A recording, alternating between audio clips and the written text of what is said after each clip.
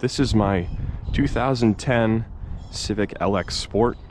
It has 202,000 miles on it. It's been on the channel a few times now. What I'm going to do today is take you for a little POV drive, give you some of my thoughts, kind of like a little review on this car after owning it for 8 years now and putting almost 100,000 miles on it myself. Just to go over quick, the car is a 4-door sedan. It's an FA1. It has a rear hitch, HFP suspension installed about 23,000 miles ago. It has an SI rear sway bar. It has 17x8 plus 42 offset MB weapon wheels that kind of look like the Mugen GP wheels.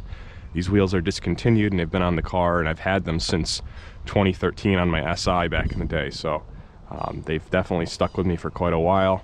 The tires on the wheels are General G-Max 225 45/17 tires.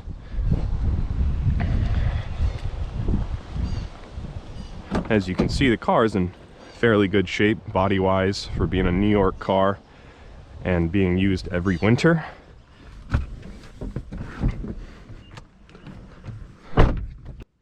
So, got your 5-speed manual transmission. This transmission still feels very tight and very easy to shift and very smooth after 202,000 miles. I will say I've had significantly less grinds and significantly less issues with this transmission than my SI of 2007. This transmission in this car, you know, it could be because you're not winding the engine out to 8,500 every shift, but it has been extremely smooth. Can't complain, can't say one bad thing about this transmission for daily use. Very fun, very responsive. And you know, the 8th gen dashboard, pretty simple look, not for everyone with a dual display split here. You got your heads-up display up top, tachometer, very large down below. I love it, honestly. This layout of the dashboard is pretty awesome in my opinion. Get the car turned on here. When you're driving, the miles an hour are basically in your heads-up display. You can look at the road and easily see in your peripherals how fast you're going with a large digital mile-an-hour display there. You got your coolant gauge, got your fuel gauge. Everything's pretty high resolution. And you got your nice big analog tachometer in the center. Everything is symmetrical. Everything is driver focused. Got your radio over here. I have said this in a different video, but it's not the prettiest thing in the world compared to what modern cars do with hiding buttons with little dials and stuff to choose your selections, but this is the easiest climate control you can get here. It's not an automatic climate control where you can set the temperature or anything. Obviously, it's your old school hot and cold. That's fine with me. I'm not that bougie, so the easiest part about it is when you're driving and you want to change your vent selection, you can just glance over and tap whatever you want instantly. The new cars or the new Civics, you have to turn a dial and watch the screen until you get to the selection you want. So I think that's not really as good of an improvement there. But everything's very easy to use. You got your volume knob. With the LXS, you get the black interior.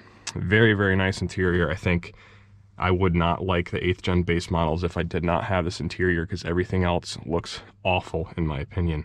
But this black interior is what sold this car for me, and I've really loved living in this car the last 8 years, daily driving it.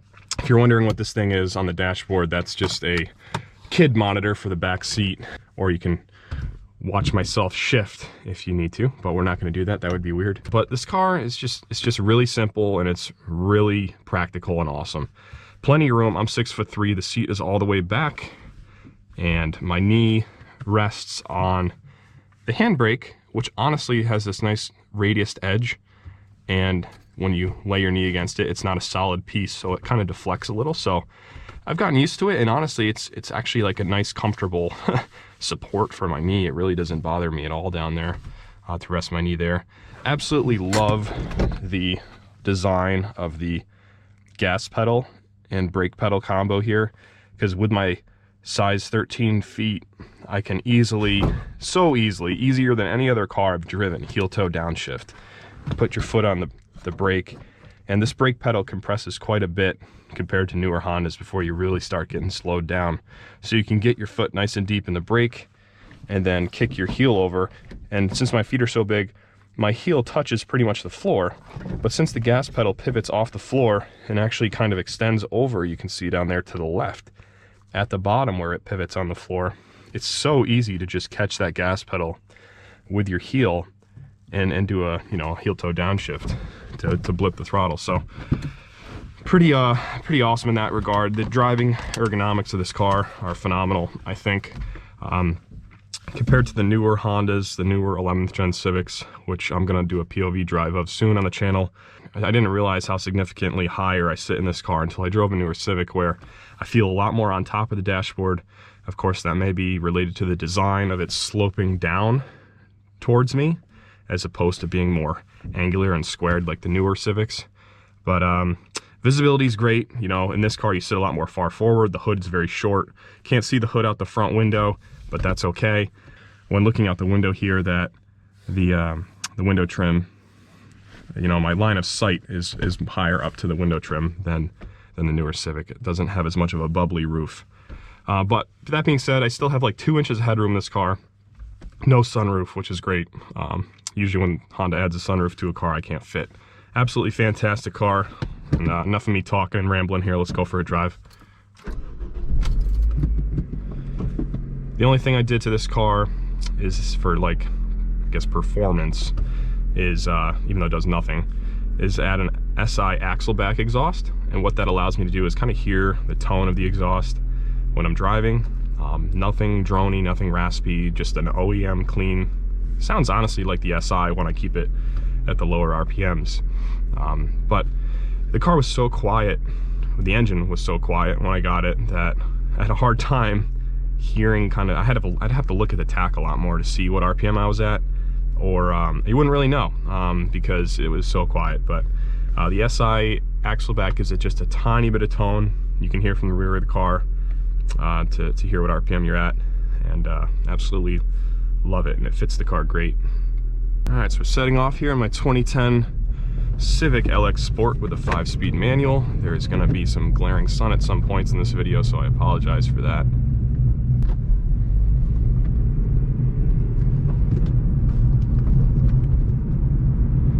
One thing that's nice about this shifter is it really clicks into gear. It gives you a satisfying like click when you shift it between every gear. So it's one thing that's really always been pleasurable about driving this car, is how simple it is and how direct the manual transmission feels. The bushings and everything, like I said, feel very tight after 202,000 miles and don't feel like they need any kind of replacement. It's very tight in the gates. Another nice thing about this car is it has no assists. There's no traction control, which is awesome in my opinion. I just want a raw car. So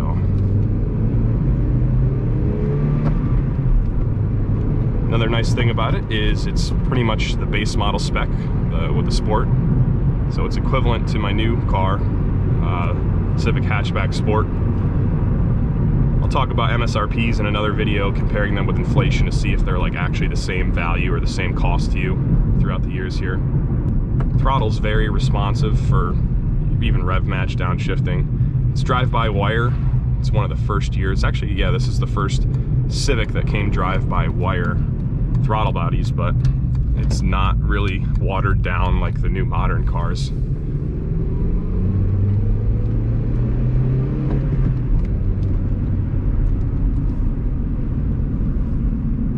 So as I'm stuck behind this bus here, let's just talk about another couple things I love about this car. How simple and engaging it is to drive. It's not a powerhouse, right? So you got 140 horsepower, you get the legendary R18 port injected engine. I've literally done nothing but oil changes and a valve adjustment at 200,000. I bought it at 107,000 miles, so I've put almost 100,000 miles on it since I've owned it. Just oil changes every 5,000 miles with 5W20 synthetic. I use Castrol Edge synthetic. And engine has been bulletproof. I'm on throttle quite a bit.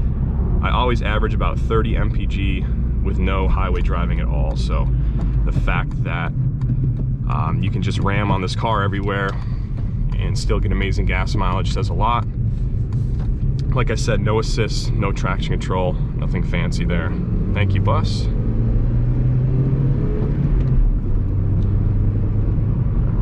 Let's take you down this rather bumpy back road and see how the suspension does.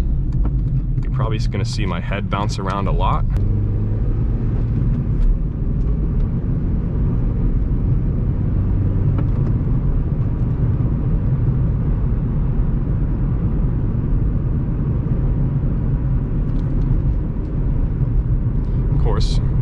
morning commute is tough here with endless school buses.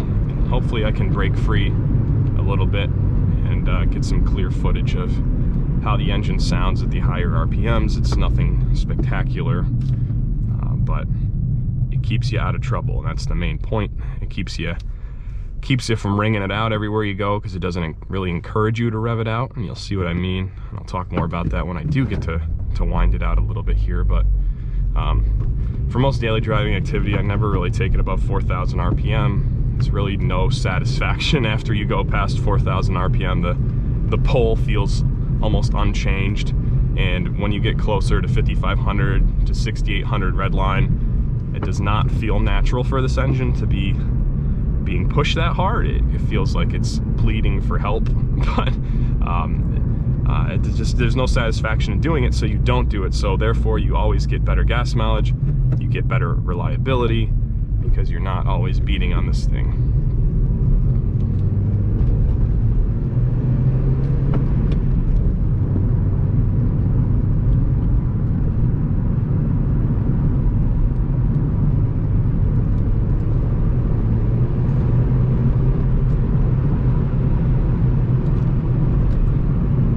The way this car is set up with the HFP suspension, you'll see on the video here, it's very bumpy. It's very stiff compared to the stock base model suspension that comes with these cars. SI rear sway bar adds that extra stiffness to the rear in the turns to help the rear rotate. But you know, I've owned a 2007 Civic Si for quite a while. I owned that car for 9 years, and despite not having a limited slip diff in this car is actually a little more playful in turns, because it is 2,600 pounds. It's like 2,620. That is 250 pounds lighter than the SI. You got the smaller engine, smaller drivetrain, no sunroof, not as much sound deadening, I think, because it's a base model. And it's just absolute joy. You don't get light cars like this anymore.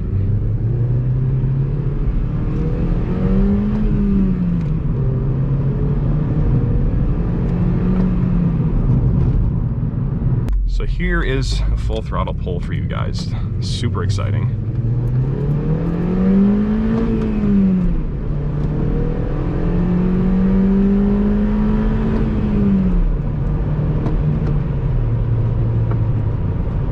Like I said, it keeps you out of trouble.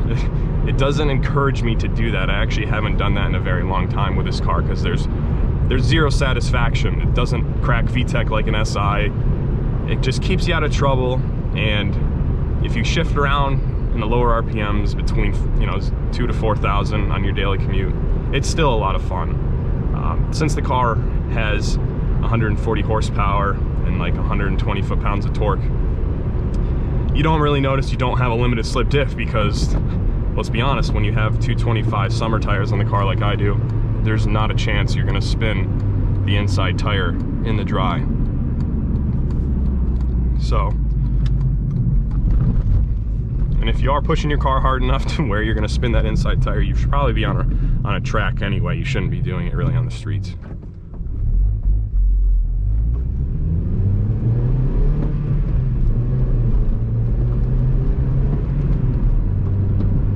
You can see I slipped the clutch a little bit there in my second gear shift, but nothing too bad.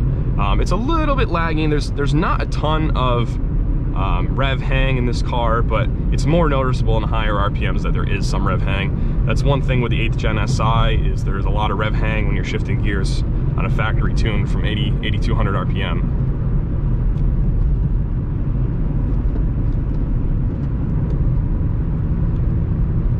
There's just like a 2-minute window I have to hit to miss all the school buses on my commute.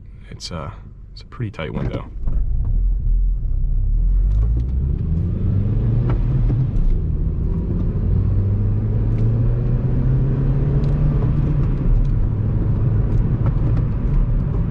So Honda updated the steering wheel design in 2009 on the 8th gens. This is maybe, the earlier year SIs had this design, but the base models didn't have this bottom spoke, and they looked a little uglier.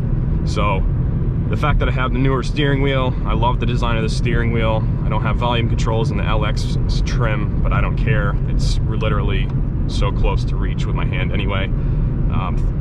The fact that this steering wheel is leather wrapped and is the exact same steering wheel as the SI without the volume controls is really nice. Anyone who owns a 2006 to 2008 EX or SI with a leather wrapped steering wheel knows that the leather deteriorates rather quick at the top. Honda updated the material of the leather in 2009 for like the second refresh of the 8th gen. This is a 2010, so it has a nice updated leather. And as you can see, 202,000 miles, the steering wheel looks brand new still. There's zero wear up top. That is, being it's your biggest touch point of the car, that would be something that bothers me a lot if I didn't have the newer updated steering wheel. Speaking of the steering wheel, this car does have a hydraulic powered assist steering, and because of that, it is one of the best feeling racks I have felt on a Civic in a while. It's fast ratio, and you get a ton of feel through the wheel.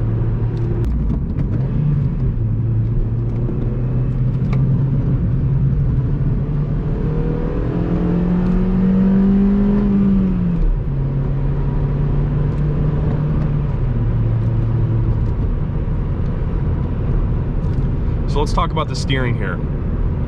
Very responsive. HFP suspension is awesome on this car. It's a little stiff for a lot of people if you don't like feeling every bump in the road, but it's not like riding on some slammed Raceland coilovers where you feel absolutely everything. You know, I don't think this is any slower of a ratio than the SI, but when you're in your turns, you can get so much feedback. You feel the bumps from the road in it. I definitely think it's a better feeling steering than the SI, being that it's the old school hydraulic.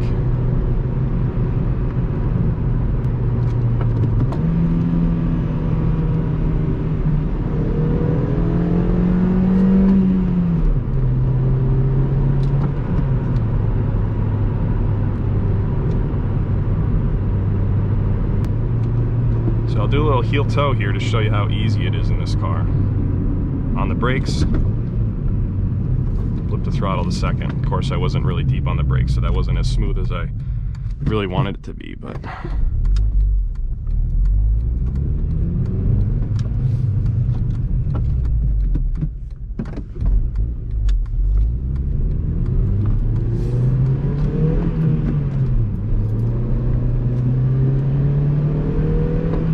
clutch still feels pretty good after 202,000 miles.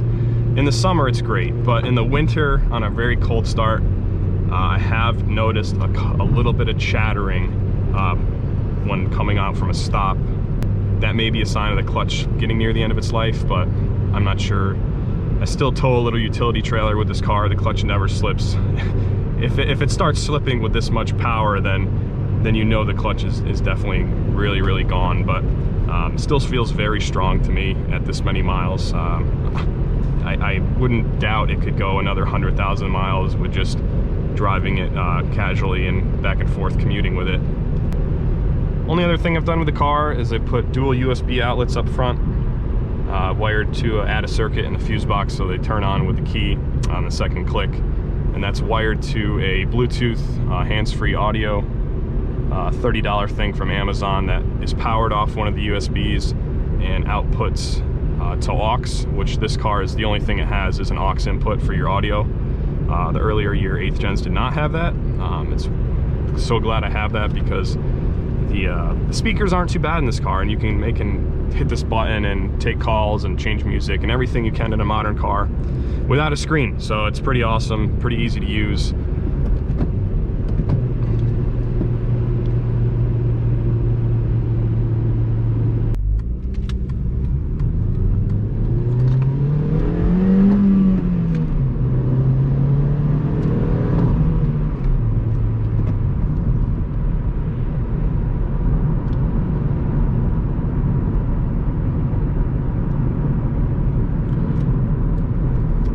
I said it before and I can say it again, the R18 is such a reliable engine, but there's not much fun with it.